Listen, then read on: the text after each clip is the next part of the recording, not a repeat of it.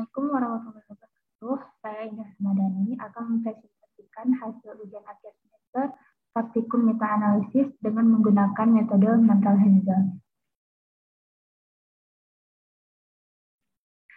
Tujuan utama meta-analisis adalah mencari efek size. Efek size merupakan ukuran mengenai besarnya efek, besarnya perbedaan maupun hubungan suatu variabel pada variabel lain. Ada beberapa macam tipe efek size pada data yang dibangun secara dikotomi, kontinu, maupun ordinal. Pada data yang dibangun secara dikotomi terdapat efek size berupa relative risk, ratio, dan risk difference. Pendekatan yang dapat digunakan untuk menghitung efek size tersebut antara lain metode inverse variance, metode mental Hensel, dan metode Pareto untuk model efek tetap efek model, serta metode de Simonian untuk model efek random efek model. Kemudian rumusan masalah. Berdasarkan latar belakang di atas, didapatkan rumusan masalah sebagai berikut. Yang pertama, bagaimana prosedur meta-analisis dalam menganalisis penelitian sejenis dengan efek size ratio dengan metode mental Hensel. Yang kedua, bagaimana penerapan meta-analisis pada kasus akurasi ultrasonografi vena untuk diagnosis trombosis vena dalam. Kemudian tujuannya antara lain yang pertama, menjelaskan prosedur meta-analisis dalam menganalisis penelitian dengan efek size ratio dengan metode mental Hensel. Yang kedua, menjelaskan penerapan meta-analisis pada kasus akurasi ultrasonografi vena untuk diagnosis trombosis vena dalam. Yang ketiga, manfaat. Adapun manfaatnya adalah memberikan penjelasan dan pemahaman tentang teknik meta-analisis untuk penelitian akurasi ultrasonografi vena untuk diagnosis trombosis vena dalam dengan efek size ratio dan penerapannya dalam bidang kesehatan. Adapun metode yang digunakan adalah metode mental Hensel, yaitu salah satu metode pengujian adanya variabel perancu di mana data distratifikasi menurut variabel perancu. Kemudian data yang digunakan adalah studies of the accuracy of venous ultrasonography for the diagnosis of the venous thrombosis. Data dapat dilihat pada layar. Kemudian hasil dan pembahasan. Yang pertama, struktur data. Berdasarkan keluaran di atas, dapat diketahui bahwa terdapat 5 variabel data dalam bentuk integer dan 2 variabel data dalam bentuk kategori, serta terdiri dari 30 penelitian dan 7 variabel yang terdiri dari study, year, patient, TP, NP, TN, dan TNN. Kemudian summary data. Nilai minimum dari variabel TP adalah 5, nilai median adalah 37,97, dan nilai maksimumnya adalah 325. Kuartil 1 yaitu 25% dari data variabel TP berada di bawah 15,25. Kuartil 2 atau median yaitu 50% dari data variabel TP berada di bawah 23, dan kuartil 3 yaitu 75% dari data variabel TP berada di bawah 37,5. Nilai minimum dari variabel NP adalah 14, nilai median adalah 49,57, dan nilai maksimumnya adalah 333.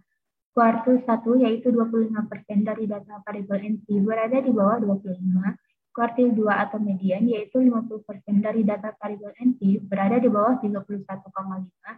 Dan kuartil 3 yaitu 75% dari data variabel NP berada di bawah 48,25. Nilai minimum dari variabel TN adalah 18, nilai median adalah 92,43, dan nilai maksimumnya adalah 483. Kuartil 1 yaitu 25% dari data variabel TN berada di bawah 30,75.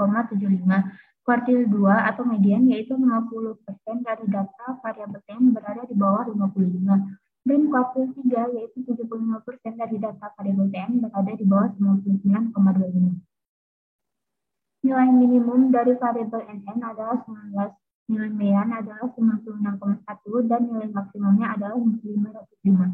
Kuartil 1 yaitu 25% dari data variabel NN berada di bawah 38, kuartil 2 atau median yaitu 50% dari data variabel NN berada di bawah 56,5 dan kuartil 3 yaitu 70% dari data variabel NN berada di bawah 100,8. Yang kemudian C, out ratio Mantel-Haenszel. Tabel efek size out ratio masing-masing penelitian dapat dilihat pada tabel yang terlampir di layar.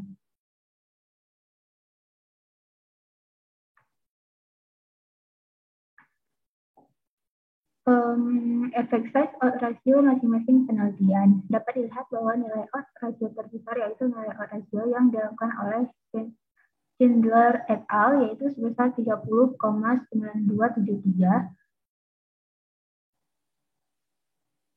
yang berarti bahwa kemungkinan kejadian pada kelompok eksperimen sekitar 30,9273 kali lebih besar daripada kelompok kontrol. Nilai bobot untuk metode fixed efek terbesar yaitu penelitian yang dilakukan oleh Wilson dan Porter sebesar 14,92 dan nilai bobot terkecil yaitu penelitian yang dilakukan oleh Schindler et al. Sebesar 0,08. Nilai bobot untuk metode random effect terbesar yaitu penelitian yang dilakukan oleh Elias et al. Sebesar 4,25 dan nilai bobot terkecil yaitu penelitian yang dilakukan oleh Bradley et al. Sebesar 2,28. Kemudian efek size out ratio gabungan. Nilai out ratio pada fixed effect model dan random effect model dengan selang kepercayaan 95% TI yaitu pada fixed effect nilai out ratio-nya sebesar 0,1491 dan pada random effect nilai out ratio-nya sebesar 0,1128. Berdasarkan nilai p-value keduanya yaitu kurang dari 0,0001 di mana nilai p-value kurang dari 0,0001 kurang dari alfa 0,05. Kemudian yang di heterogenitas. Berdasarkan keluaran di atas, dapat dengan menggunakan metode heterogeneity dapat diketahui bahwa nilai tau kuadrat yaitu senilai 2,7667. Berdasarkan nilai tau kuadrat tersebut, dapat disimpulkan bahwa varians dari kedua subgrup tersebut yaitu sebesar 2,7667. Nilai H yaitu sebesar 2,36. Dapat diartikan perbedaan relatif antara Q yang diamati dan nilai Q yang diharapkan tanpa adanya heterogenitas kecil. Nilai statistik ujinya yaitu I kuadrat sebesar 82%. Maka dapat disimpulkan bahwa heterogenitas pada model antara dua subgrup sangat tinggi. Nilai Q statistik yaitu sebesar 161,05 dan nilai DF-nya yaitu 29 dengan p-value sebesar kurang dari 0,0001.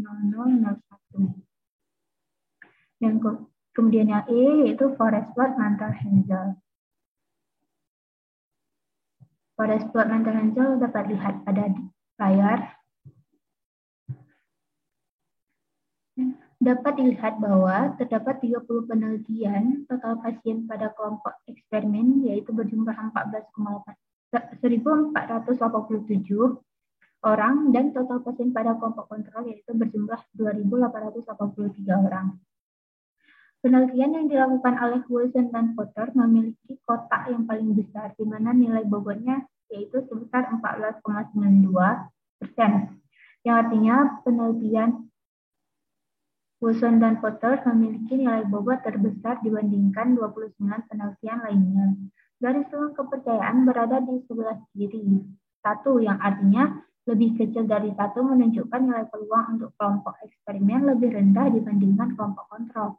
Nilai odds ratio yang yaitu senilai 0,15 yang berarti kemungkinan kejadian akurasi ultrasonografi vena untuk diagnosis trombosis vena dalam sekitar 0,15 lebih besar daripada kelompok kontrol, di mana selang kepercayaannya 95% dengan confidence interval dimulai dari 0,12 sampai dengan 0,19.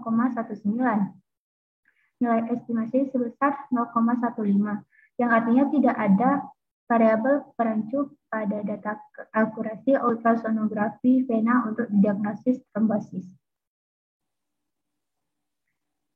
Baik, sekian dari saya. Mohon maaf apabila ada kekurangan. Saya ucapkan terima kasih. Saya akhiri. Assalamualaikum warahmatullahi wabarakatuh.